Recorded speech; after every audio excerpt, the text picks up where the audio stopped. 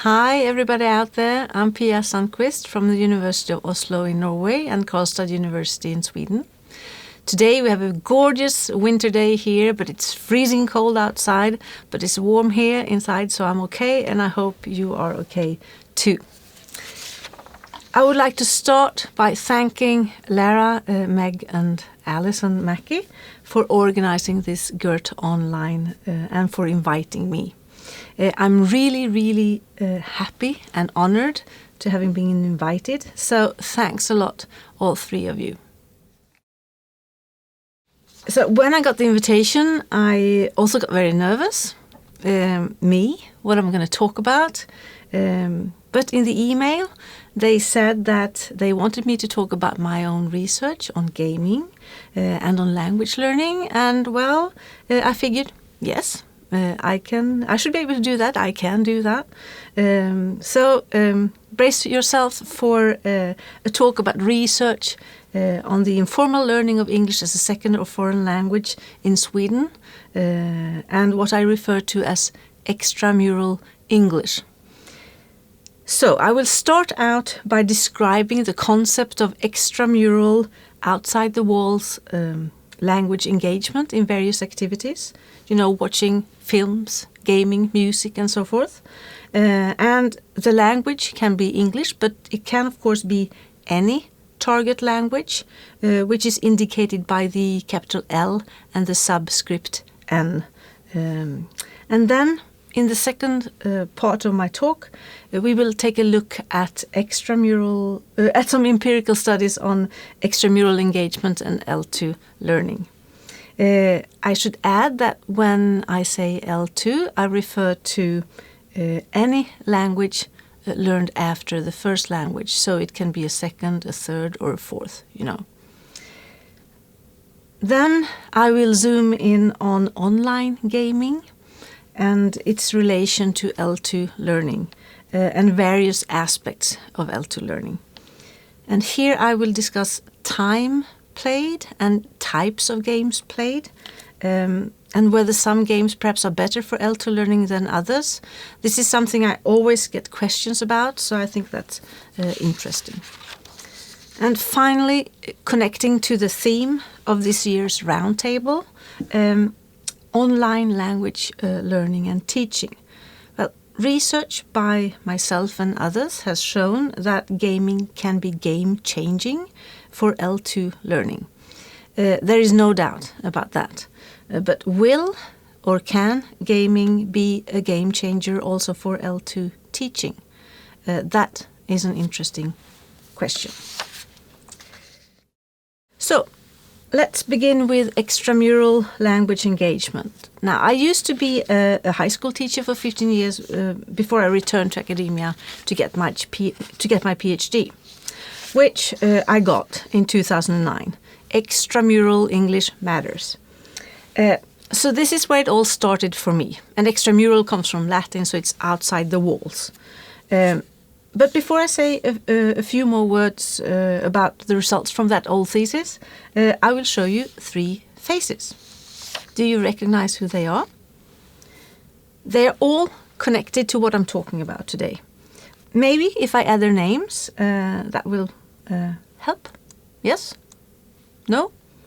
Perhaps for some of you?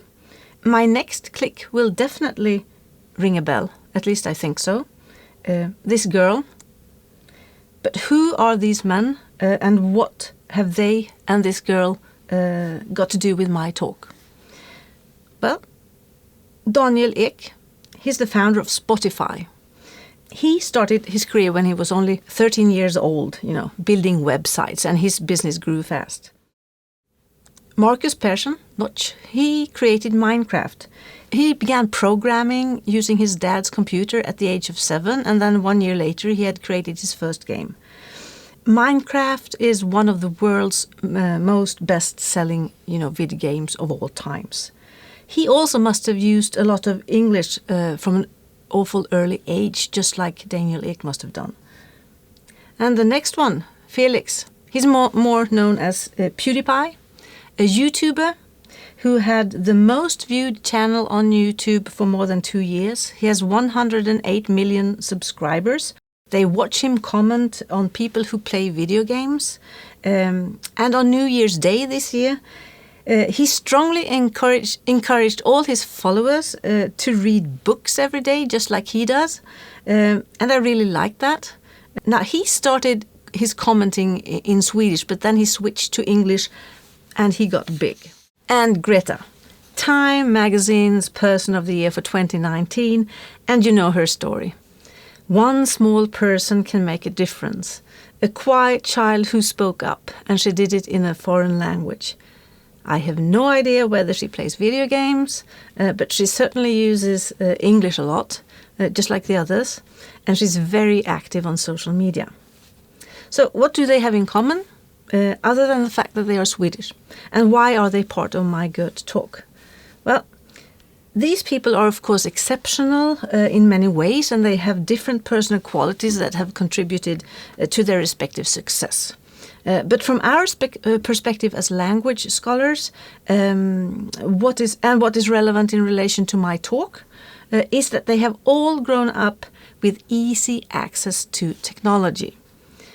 And just because they have been and still are genuinely interested in something, be it building websites like Spotify or creating video games like Minecraft or commenting on gaming or saving the planet, they have all accomplished what they have accomplished through English, which is not their first language.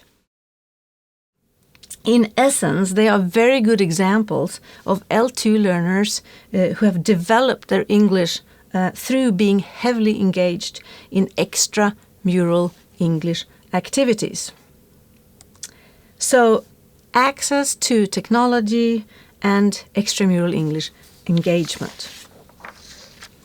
Now, as a PhD student, I struggled finding a term in the literature that covered the phenomenon I was about to investigate, what young people did in English outside of school in their free time. So I coined the term extramural English myself, and later extramural LN, or language.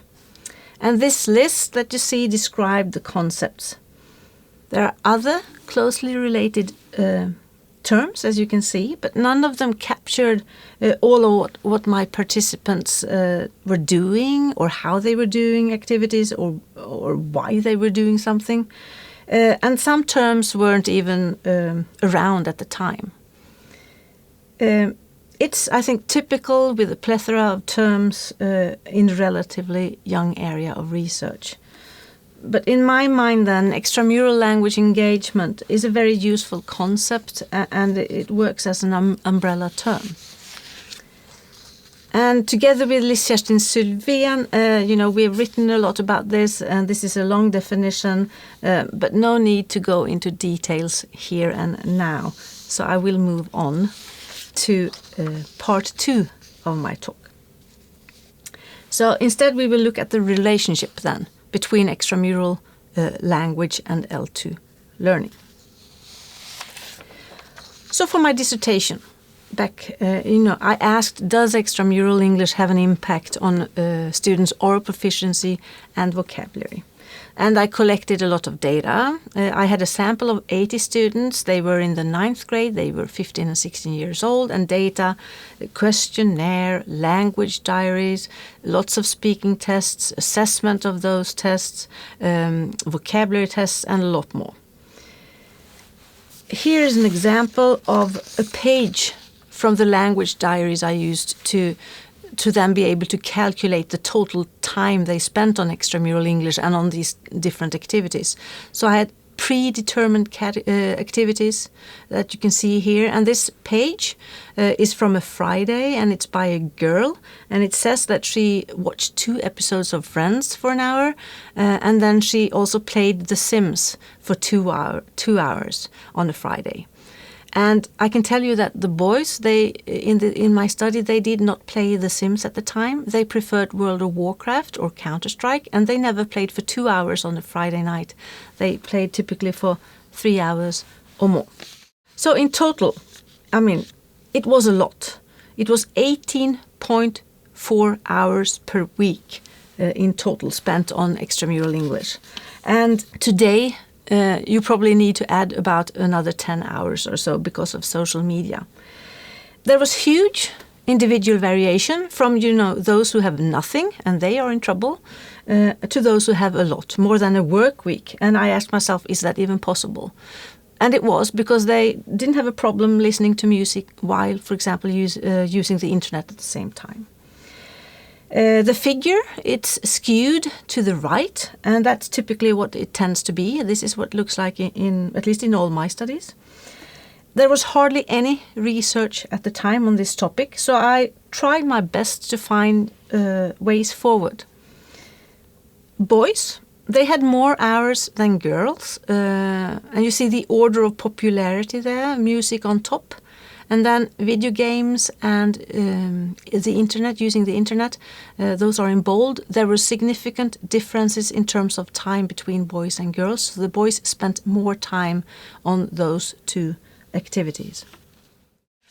Some important conclusions was that there was a significant positive correlation between extramural English and oral proficiency and vocabulary at sample level. It was also strong, significant positive correlations for the boys, but I could see nothing of the same for the girls.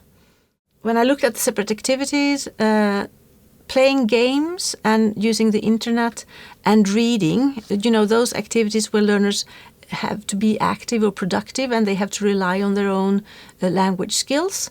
Well, those activities were, relatively speaking, more important for oral proficiency and vocabulary than listening to music and watching TV and films, where learners, tend to remain fairly passive or receptive. You don't have to be that, but it tends to be like that. Another important finding was that the boys scored better than the girls on vocabulary and had larger vocabulary. That was significant.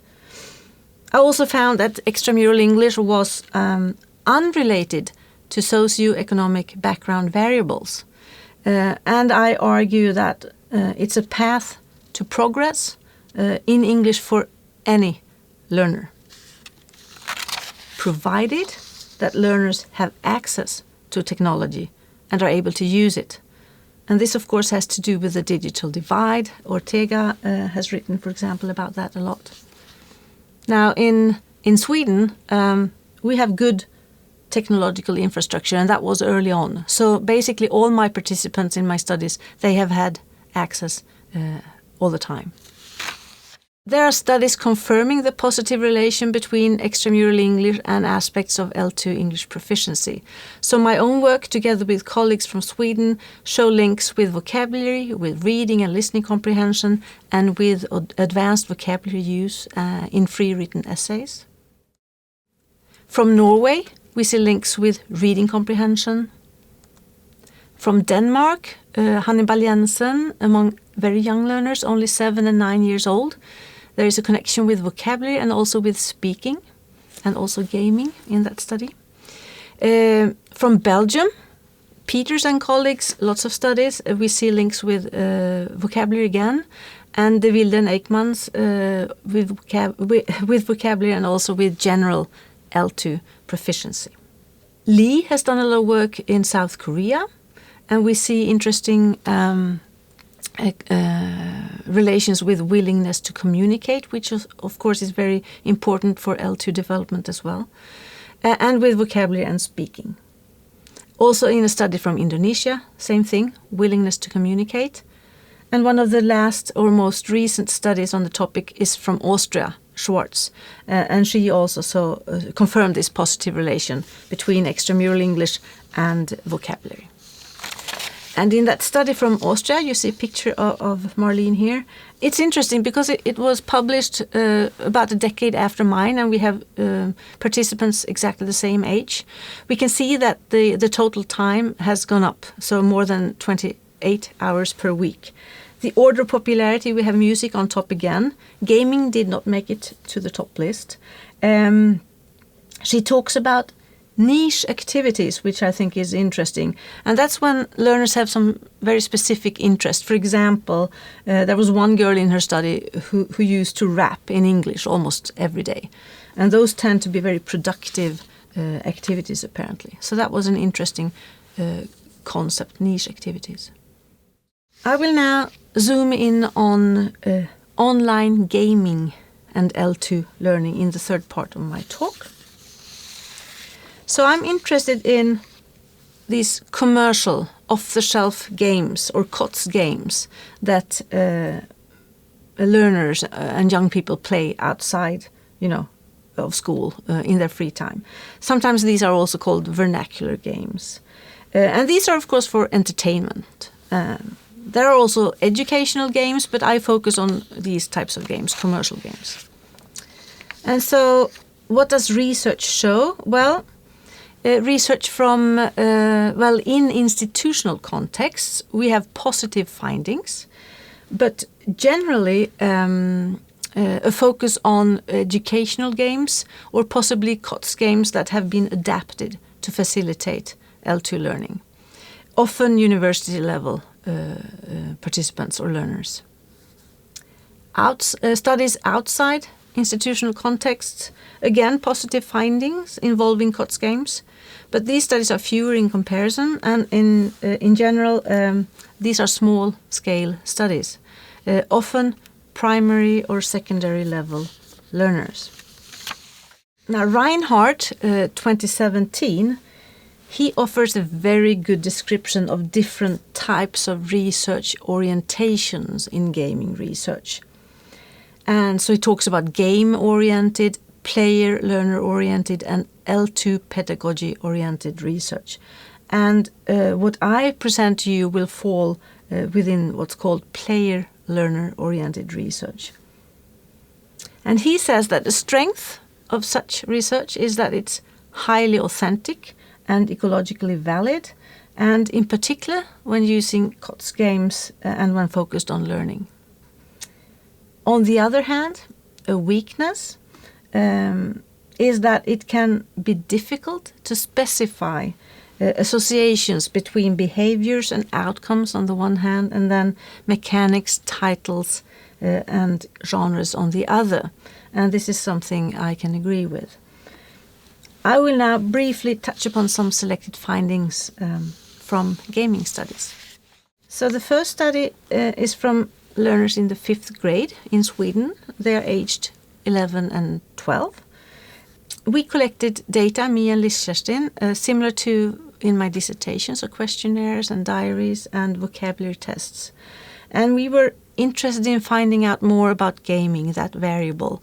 So we divided the sample into 3 groups. Those who were frequent gamers, that was defined as playing, 5 hours or more than 5 hours per week. Now, the frequent gamers, they outperformed moderate gamers who played a little bit, who in turn outperformed the non-gamers who didn't play anything at all. And this was true for L2 vocabulary, for listening comprehension, and also for reading comprehension. We also looked at gender, and the boys outperformed the girls, and that was a significant difference. And background variables could not explain the between-group differences. A second study, 1 year younger learners, so in 4th grade, 10 and 11 years old. Here we looked more at what they did at the computer, what languages they were interested in and used. And since we had seen gender having being important in the previous study, we looked at gender in this one and also gaming. So starting with gender then, boys, they actually spent more time on English than the girls did, and this was a significant difference, and a lot more on gaming and films especially. And the girls, they mainly invested their time in on the computer in Swedish. They were socializing in Swedish, especially Facebook. They used a lot of Facebook at the time.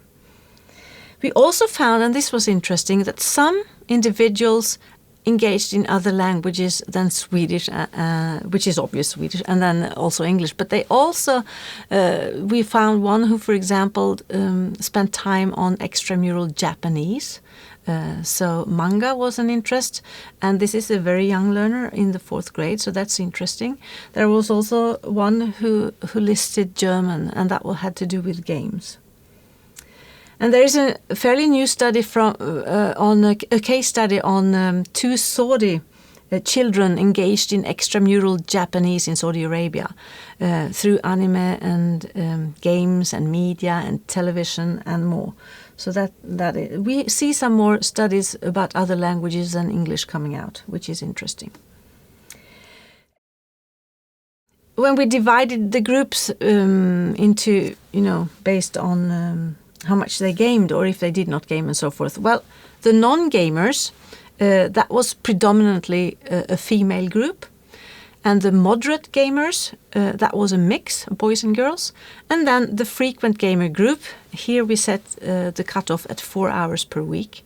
That was predominantly males. And that pattern when it comes to gender in the different groups is the same in all the studies that I've conducted. These young learners, we ask them if they are afraid of making mistakes when they speak in English. And this finding, the figure here, is very positive. They are not particularly afraid here. So this is a very positive finding, especially the frequent gamers. They seem not to be afraid at all, And then we also ask them to self-assess their ability in English. And here the trend is a little bit different. We were surprised to see, when asked how good do you think you are at English, we were surprised to see that the frequent gamers assess themselves worse compared with the other 2 groups. We think, when we thought about it, we think that this has to do with the fact that these students in this group, or the learners in this group, they actually encounter a lot of English online when they game. And we think they simply realize their shortcomings when it comes to English, when they perhaps talk to others and when they might even talk to native speakers. So they realize that, of course, there is so much more to learn when it comes to English. They know about this because they are online with others. Another interesting finding is this one. Now, I have to repeat, this is a very small study. But it was still interesting to see that when we looked at participants who had another first language than Swedish, they were actually overrepresented among the frequent gamers. So even though it's a small study, we believe there is reason to conduct more research to look at this language background and take that variable into account when you look at gaming and so forth. The third study I want to say a few things about is the same sample as in my dissertation, so it's the 9th grade. But I used data that weren't used for my dissertation, and I did this together with a colleague, Peter. Now, we divided the sample into 3 groups, digital game groups we call them. And overall, those who were frequent gamers, 5 hours or more per week, they performed the best. And this was true for having the highest English final grades when they left school. They had the highest rated essays, and they also used the most advanced vocabulary in the essays compared to the other groups. So I think it's fair to say it's a myth that gamers only know specialized gaming vocabulary. Of course they know those words, but they know more than that. And here, this slide shows you examples from advanced vocabulary use in the essays. And advanced vocabulary, those are words with 3 syllables or more. That's what we looked at. And you have one non-gamer here with 25 types. And then we have a moderate gamer with 3 types. And we have a frequent gamer, with 36 types. And just by looking at these lists, and you think that these are essays, of course we see that there is one person here who is in trouble, the moderate gamer. This is not a very good essay. And if you think about it, if they are in the same classroom, they are students there, how would you teach how would you differentiate when this is, this is a fact, when it looks like this? I will move on to a much larger study, a large-scale gaming study that was published 2 years ago. In this study, there is one sample. We have more than 1,000 students representative of more or less Sweden, I would say, 9th graders in Sweden. And then we have a convenience sample of 16 students. So from that large sample, I collected questionnaires and English grades. And they also took 2 vocabulary tests, one productive and one receptive. And from the smaller sample, they had the same questionnaire and I collected the English grades. And then I interviewed them and I also collected essays from those students. And the key question that I wanted an answer to in this study was this thing with time played or times of games played, what's most important for L2 vocabulary? Because I have received this question so many times. So I figured I had better look into this. In order to be able to answer the question, I had to categorize the games that they play and the participants based on what they prefer to play. And it's not very easy to categorize video games at all. It has been pointed out by others than myself. And so an obvious way, of course, would be to go for, use genre. So there could be 4 game categories suggested by, for example, Dehaan in 2005. Or we could have 5 categories. But there will be overlap between these categories, and I had this large-scale quantitative type of study that I wanted to conduct, so I couldn't have overlapping categories. So what I decided to work with was with social interaction, and I'll get back to that in a minute, and 3 game categories: single player, multiplayer, or massively multiplayer, so MMO. Now, there are also these MMORPGs, so role-playing games, and it has been suggested that such games may be particularly beneficial for learning, and that resonates with sociocultural theory and also with the concept of affinity space. So, based on this model, which I call the Scale of Social Interaction model, or the SSI model, the idea is that the potential for learning, in this case English then, would, become larger towards the right-hand side of the figure, so to speak. And there is one axis used, and that is the scale of the social interaction in the game, and it's directly related to the number of players involved in simultaneous gameplay. So that's the scale. So basically, the more gamers involved, the likelier it is that you will have to use English, because you will run into people you have to speak English to, and that would be then helpful for learning the language. That's the idea behind the model. So yes, I collected the data and I categorized all the participants, and they played many games. So we have 136 titles altogether. So and I categorized them as SP, MP, or MMO. And I will go straight to the conclusions. So multiple regression analysis revealed that time played was most important. Okay, and then when I looked at the essays and the productive and receptive vocabulary tests, gamers' knowledge of English vocabulary is not restricted to game-specific words. The same thing as I said before. And then I took a closer look at the productive vocabulary test, and I compared with non-gamers. So I had non-gamers and gamers. I divided that huge sample. Well, the gamers' average solution rates, that would be the percentage of correct answers per word, that was those rates were significantly higher at all tested vocabulary levels, and they also excelled at those words that were particularly difficult. The interviews with that smaller sample, the convenience sample, well, those interviews pretty much confirmed what I found in the quantitative part of this study. Many of those who said, and I found out that they, were heavily involved in extramural English activities amongst those I interviewed. Well, many of them had actually internalized English to the extent that it was a natural part of their everyday life.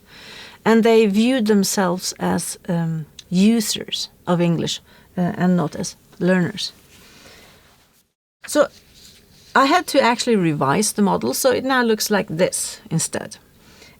Because there was, so you have this, division between single player and the other two categories, because the vocabulary scores were different when I compared a single player group with the other two groups, but there was no difference between multiplayer group and the MMO group.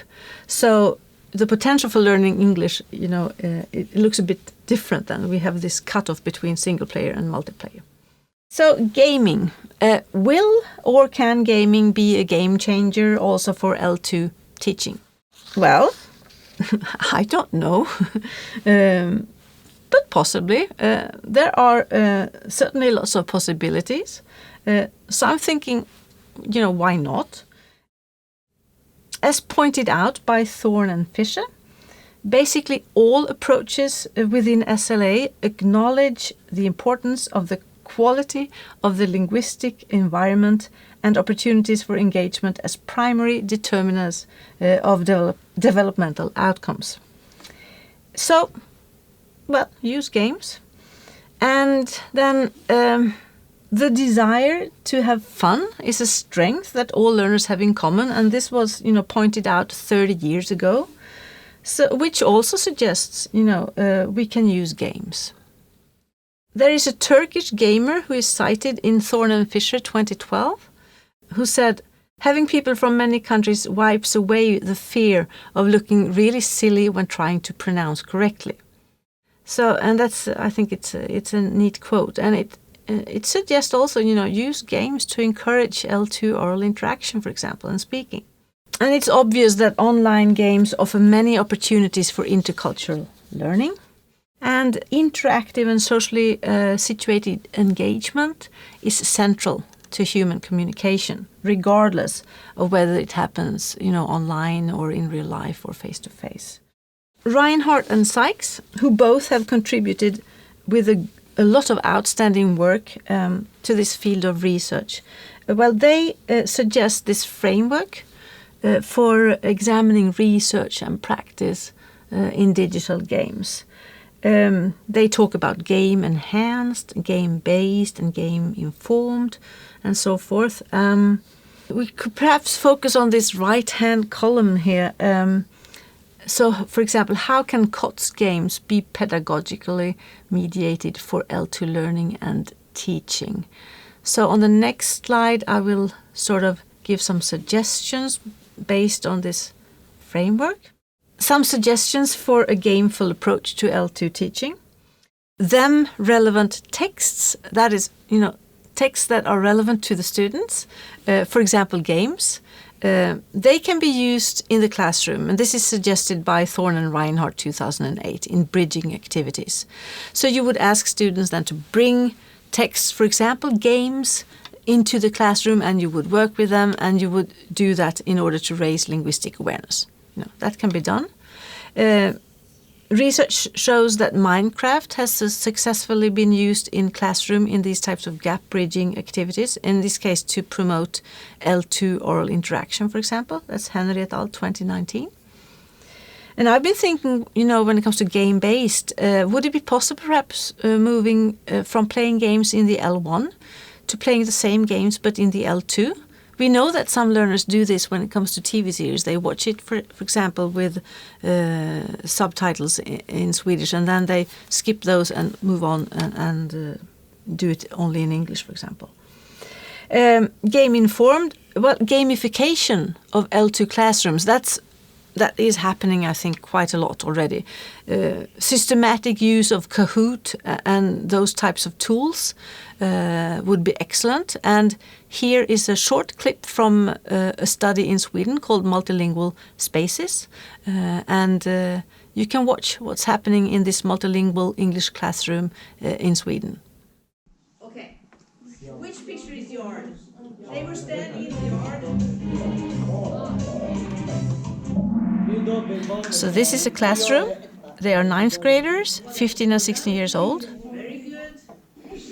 Which image do you think of when you hear the name Nelson Mandela? Here's the next question. They see pictures. They're supposed to pick the right letter and answer with help of their phones. Okay, he was a prisoner. So he was immediate feedback. Prisoner was the word. Ouch. Dropping the phone. It survived. Huge relief amongst all the students. We can keep on playing. They see the scoreboard. Which image can represent the system in South Africa that Nelson fought against? The system in South Africa. 4 pictures. Pick the right letter. They're using the phones. Lots of engagement. Singing, laughing. Yeah.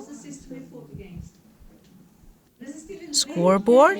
Who's in the lead? They keep going. Next image, next question. It's quite fast, as you notice. They're onto it.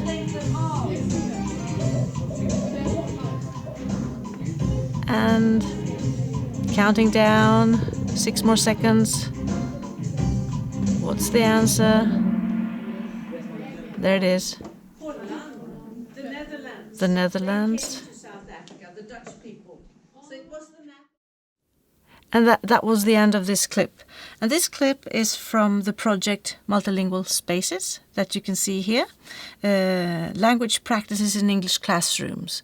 And one way of using Kahoot in a systematic way and drawing on gamification could be, rehearsing vocabulary with the help of pictures and using this game.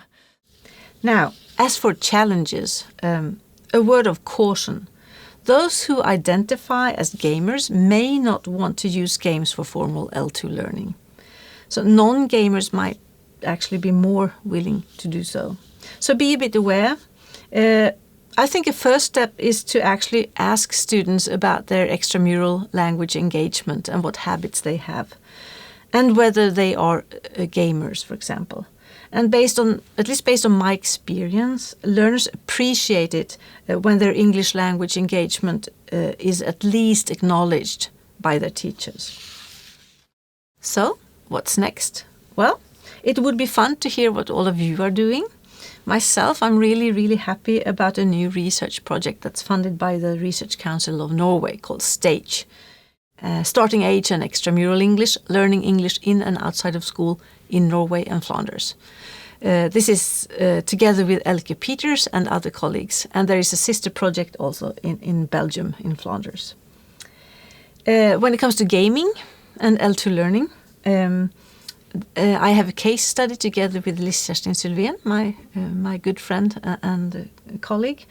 We're studying 2 teenage L2 English learners and their language use when they are playing League of Legends. So that is what's going on at my end.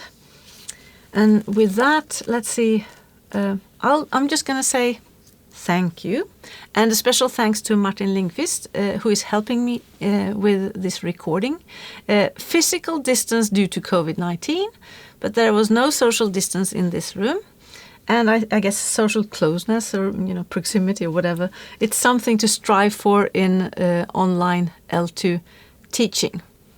Yeah, that's it. So thanks everybody, and I will be happy to answer any questions you have now.